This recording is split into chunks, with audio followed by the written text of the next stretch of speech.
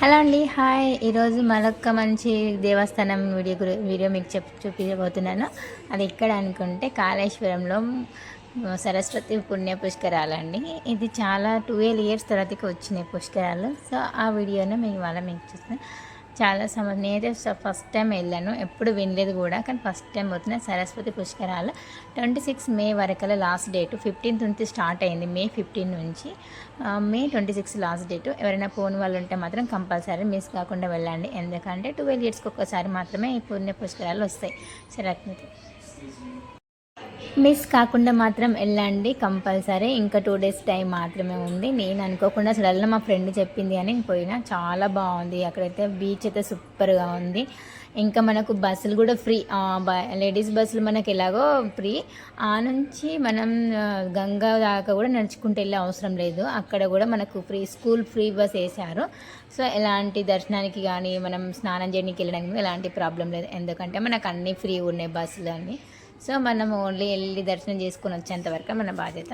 So friends, అందరు మాత్రం compulsory వెళ్ళండి, మిస్ కాకండి. 12 ఇయర్స్కి ఒక్కసారి వస్తున్నాయి పుష్కరాలు. సో మేమైతే చాలా ఎంజాయ్ చేసాం. Journey full enjoy. ఎందుకంటే నార్మల్గా అయితే బస్సులో చాలా రష్ ఉంది. సో ఎవరైనా మన సొంత వెహికల్ తెచ్చుకుంటే తొందరగా వస్తాం. మేమైతే బస్సులో వచ్చినాం కాబట్టి మాకైతే ఒక 8 hours జర్నీ అయింది. అసలు అనుకోలేము మేము 8 hours జర్నీ అని. ఒక 2-3 hours అనుకున్నాను. నాకు తెలియదు అసలు ఇంత దూరం అని. మా ఫ్రెండ్ తీసుకెళ్ళింది కాబట్టి ఇక్కడనే వరంగల్ పక్కన అని చెప్పింది. పక్కన అని చెప్పి మరింత దూరం అని అనుకోలేదు. పక్కన అంటే సరేలే ఒక 10 కిలోమీటర్ దూరం అనుకున్నా, కానీ వరంగల్ నుంచి కూడా 3 hours జర్నీ నాకు తెలియదు. తీరా ఆడికి వచ్చినాక తెలిసింది మొత్తం. తొందర ఇక్కడైతే పూజ చేయడానికి వెళ్ళినప్పుడు మనం గంగా దగ్గరికి పోయేటప్పుడు దీపాలు మనం కొబ్బరికాయలు తీసుకుంటున్నాం. ఇక్కడైతే కొబ్బరికాయ అయితే 50 రూపాయలు ఒక కొబ్బరికాయ ఉంది. కానీ తప్పదు కదా, మనం దేవస్థానంకి వచ్చినప్పుడు కొబ్బరికాయలు మన దీపాలను అయితే కంపల్సరీ తీసుకోవాల్సిందే.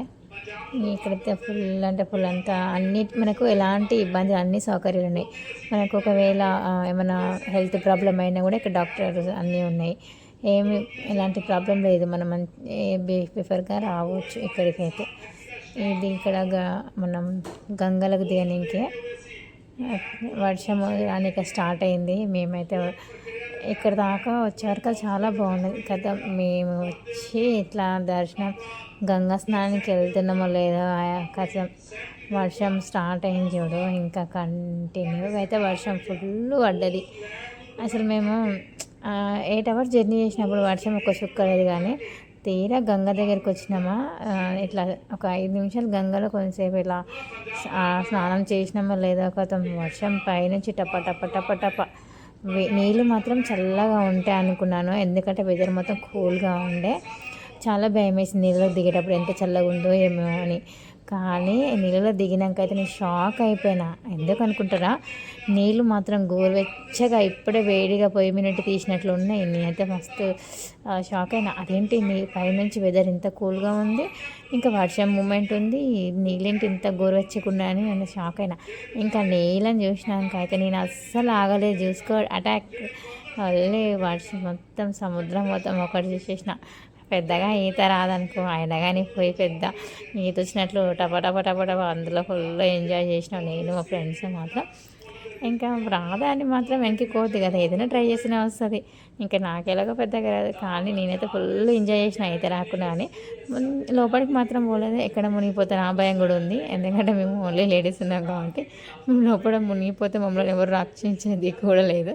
సో మేము చాలా లోపడుకోలేదు. కొంచెం నాకు ఇక్కడ ఒక మామిడికాయ దొరికింది. అందులో స్నానం చేయడానికి వెళ్తే ఎటు నుంచి ఒక మామిడికాయ వచ్చింది చేతిలోకి. సో మళ్ళీ తీసి రిటర్నే కొట్టేసిన. పాపం ఎవరో గంగమ్మకి వేసినట్లుంటారు, నా చేతిలో వచ్చి పడ్డది.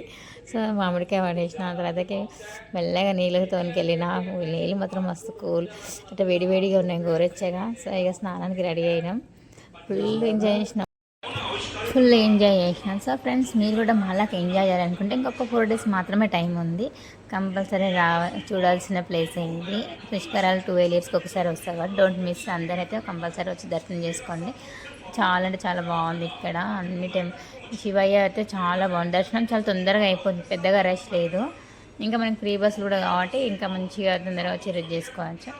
సో ఫ్రెండ్స్, మీకు ఈ వీడియో నచ్చినట్లయితే లైక్ చేయండి, షేర్ చేయండి. ఇంకా ఇలాంటి వీడియోస్ మరికొన్ని వీడియోస్తో మేము ముందుకు వస్తున్నాం. అంతవరకల్లా బాయ్.